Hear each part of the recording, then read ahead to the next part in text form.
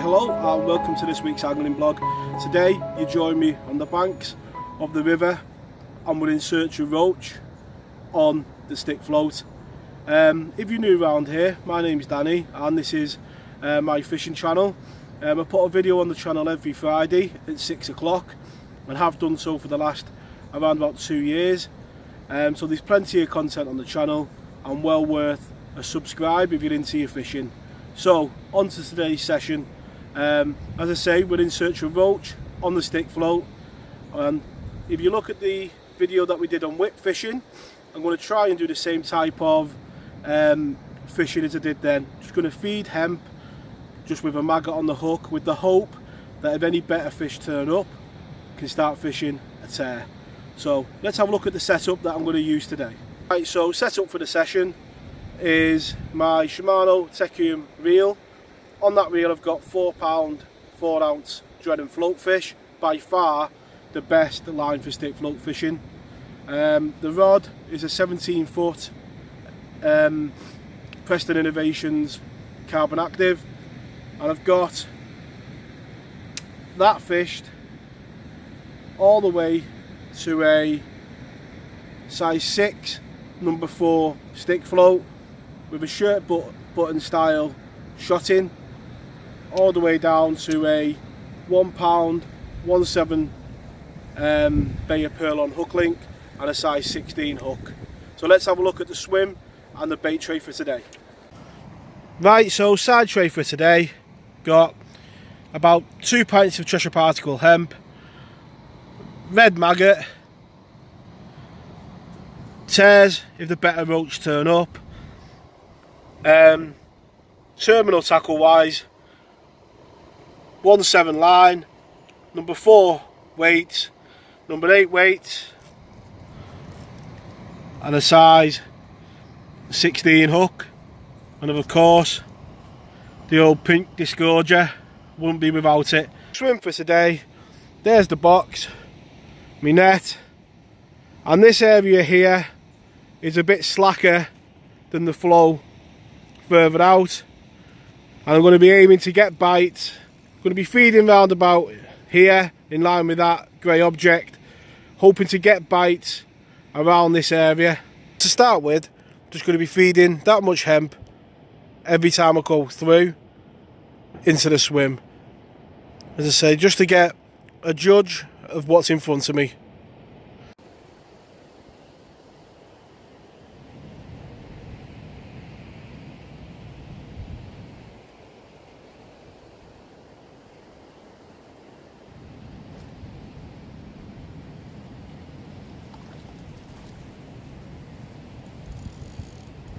So there's the first fish of the day on the second trot through, just feeding hemp with a red maggot on the hook and a nice early bite.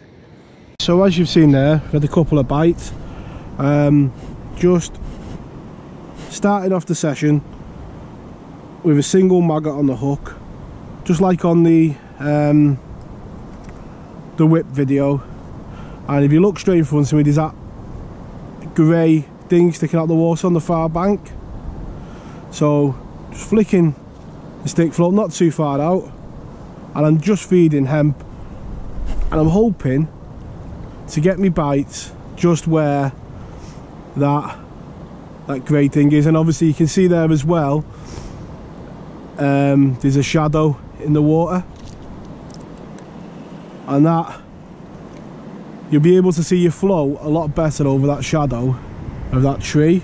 It's all about getting into a bit of a routine with it. So flick out, just a little pinch of hemp. As I say, these early stages you're trying to work out what's in the swim. You don't want to overfeed it. You'll find with rivers you'll get lots of bites really quickly from the fish that are in the area, but it's very easy to overfeed it. A little bite there, but the key is to keep feeding, because you've got all that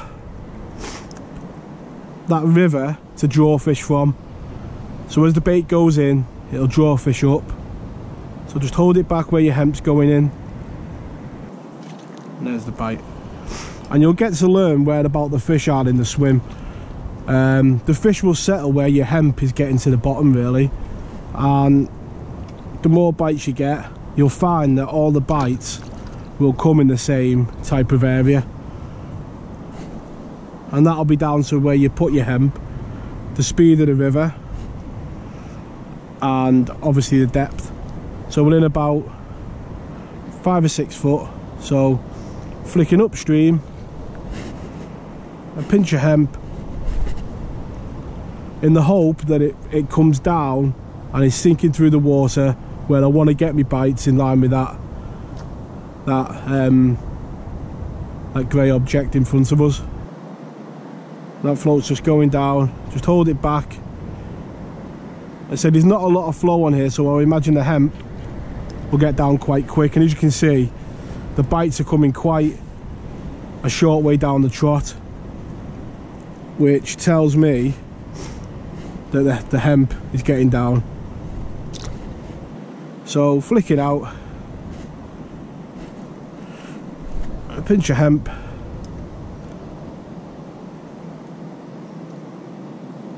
just hold it back,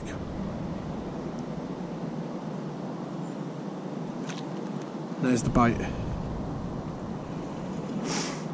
And there's another roach just coming on maggot and the hemp at the moment. Just feeding the hemp with a single maggot on the hook, getting plenty of bites.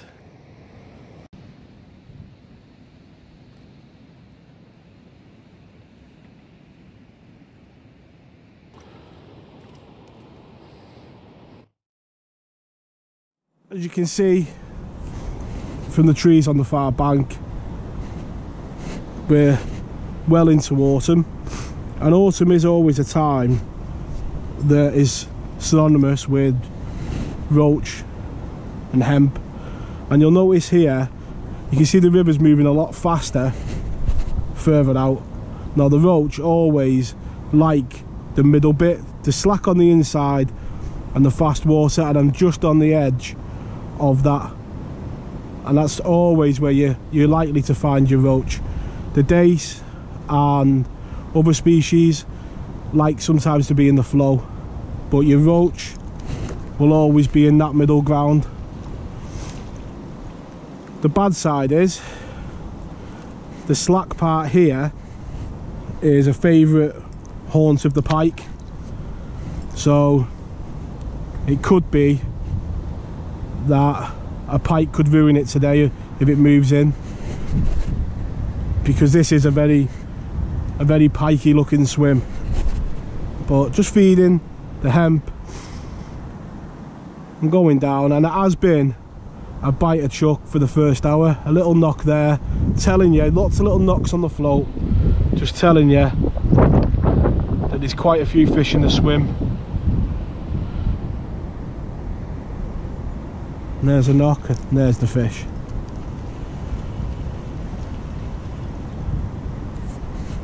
So in this point of the video, I'm just going to have a quick talk about floats and float selection today, and why I chose the float that I did. Now the float that I chose was a 6 number 4, and it was a fine tip float in 6 number 4. That is because the swim is about 6 foot deep. There's not much on the bottom, it's quite a sandy bottom, and it's quite a slow pace, so it's not going to drag under. Had I been fishing a 6 foot deep swim that was really pacey and over rocks, or you know, a harder bottom, I would have gone with the dome top, because that would have pulled the bait through the swim a lot better and wouldn't keep pulling under, because it's got a much thicker tip compared to that one. So you can see the difference in the two tops. It's a dome top and that's a thin top. Now sometimes it can come down to the species as well that you think you're going to catch. Now when you're fishing for chub, that will go under every time, and you can't, chub bites are kind of like carp bites on a commercial, you don't really miss them. But when you're fishing for fish like dace and roach, you want a fine, sensitive tip, and that is what you get with the fine tip float. So that is why I chose the fine tip over the dome top, and in the size that I did. The other float that I could have used today could have been a bolo, and I reckon I would have got away with it today. With a bolo, it would keep the bait down in the swim and go through quite nicely, but fishing quite close in, you'll get a lot more control and be able to hold back a lot more with a stick float than you can with the bolo. So knowing I wasn't going to go too far out into the swim, and I would have the control and be able to hold it back and present a bait a lot better with the thin tip than any of the other floats that I could have chose today. So yeah, that's why I chose the thin tip and in 6 number 4. Right, so we're well into the session now, and been getting plenty of bites, and like I always say on the videos, you've got to judge the amount of fish that are in front of you at the start, and that's why you see me at the start just feeding a few grains of hemp and not piling it in. Now, with a good head of fish in front of me, I've probably gone from 5 or 10 grains to, I'll put a close up in a minute of how much I'm feeding, but it's probably in the region of 15 to 20 every put through, and the fish are just holding where that hemp's settling. Just to elaborate on what I was just saying then, that's probably a visual representation of the morning on the right and what I'm feeding now. You can see in the morning it was just to see what was in front of me, and in the afternoon, now you know there's a few fish there, and you can see how you can adjust your feeding to the fish that are in the swim. We said at the start where we wanted to get the bites, in line with that grey thing on the far bank, and generally that is where the bites have been coming. Downstream and in line with that, and what you'll find is the hemp will sink to the bottom because it's quite a heavy bait, so you want to be fishing almost full depth, but with the flow of the river it'll take the hemp, it'll land where we want it to land, but over the course of the day the flow of the river will push the hemp further down, so you create a bigger area, and you find as the day goes on you'll get the fish over a longer trot, dotted right down to register any knocks on the float. With roach you've got to be fishing as sensitive as you can. So we're right over that hemp now, just hold it back.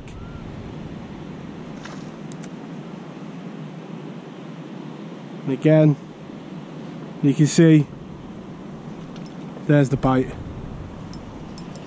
And every so often it has been a better fish,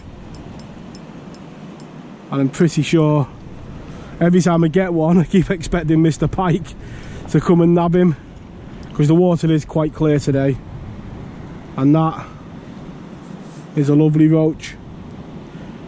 So hopefully that just shows how I go about feeding the swim, and you know, judging where and how much to feed.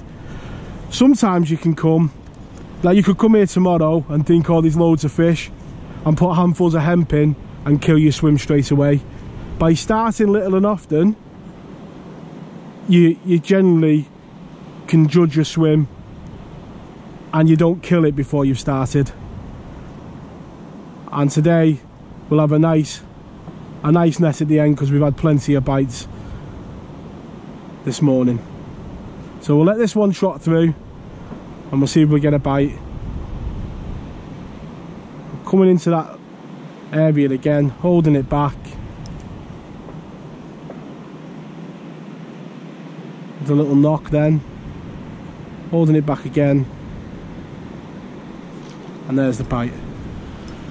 You can see all over that area that we wanted to get the bites in at the start. First better roach of the day. and if they continue to come like I said in the last one, then we'll start thinking about putting a tear on.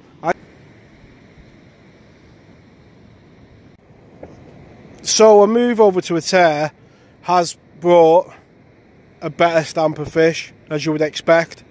Less of them, and missed quite a few bites, but when I have connected with them, they have been a better quality. Another lovely roach, and since moving over to the tear, had a few better roach. Keep changing back to maggot every now and again, but just constantly feeding hemp and having a go with the tear is bringing the better fish. Good afternoon, and as always when the swim builds, so the better fish move in. Moving over to a tear has certainly brought a better stamp, but that is a lovely river roach.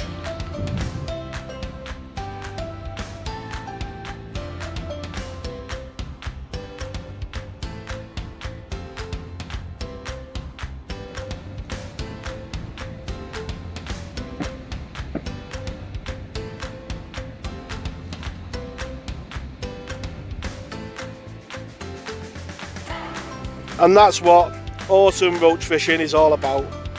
Lovely, plump red fins on hemp and tears.